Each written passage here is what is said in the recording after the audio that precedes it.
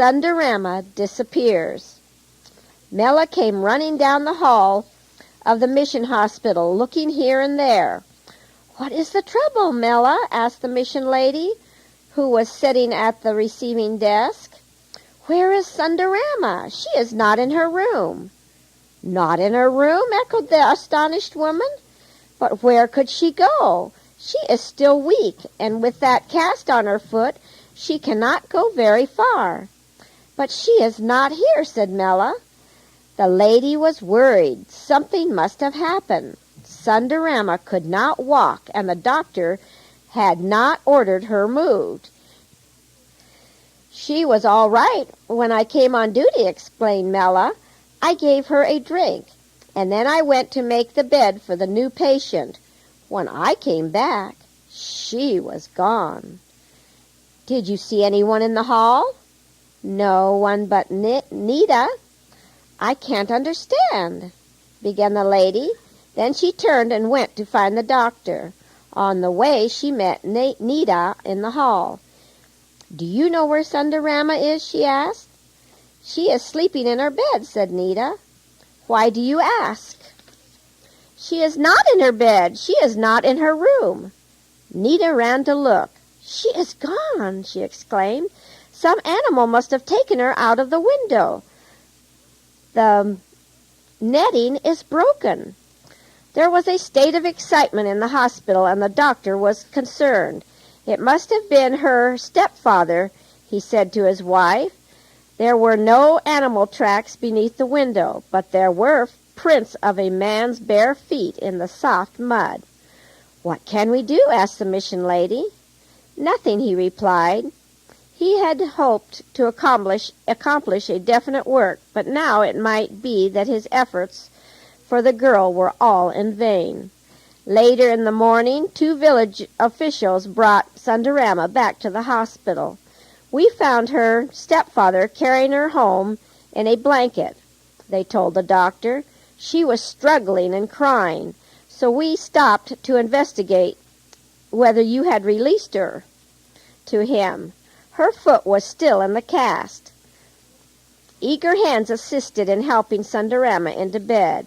Neeta and Mela were so happy to have her return, they promised never to leave her alone again. The village officials assured them that they need not worry any more, for they had arrested the man for disorderly conduct. He was charged with drunkenness and fighting. He would be locked up for a long, long time. "I would like to visit the stepfather," said the doctor, "if I have your permission to do so." The village officials were surprised, but they granted their permission to visit the man in the jail. The doctor found Sunderamma's stepfather in a pitiful, pitiful condition. The poor man did not have many hours to live. The doctor talked earnestly with the man. He told him about the loving Father in heaven and how he gave his only Son to save sinners.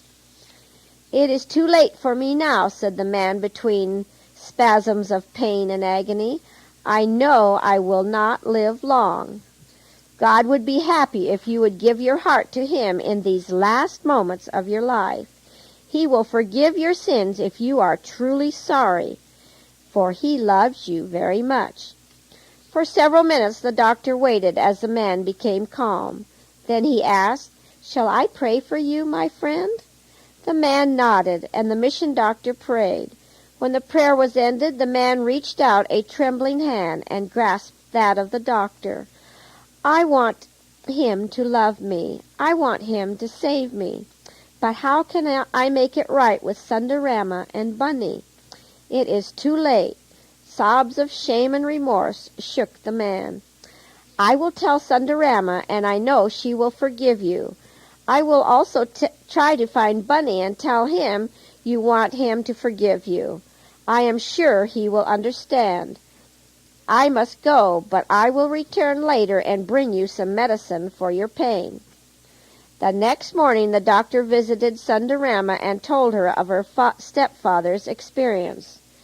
"Do you want me to carry your word of forgiveness to him?" he asked. "I will go back to see him tonight." "Oh, yes," said Sunderamma. He was good to me when Bunny was not there, and when he was not drinking from his big gourd. Tell him all is forgiven. I will remember only the good things, and I wish that he did not have so much pain. I will take medicine with me to help him," said the doctor. That night, when the doctor went again to the jail, he was met by one of the attendants in the office. "I am sorry to inform you that he is no longer here," said the man. "The liquor in the big gourd has claimed another victim. He died this morning before sunrise." The doctor made many inquiries before locating Bunny, but the old man had gone to another village, where he had married a native woman about his own age. He was happy in his new home, making plans to raise many cows and water buffaloes. The doctor sent a message to Bunny telling him that the man had hoped to be forgiven by all whom he had hurt.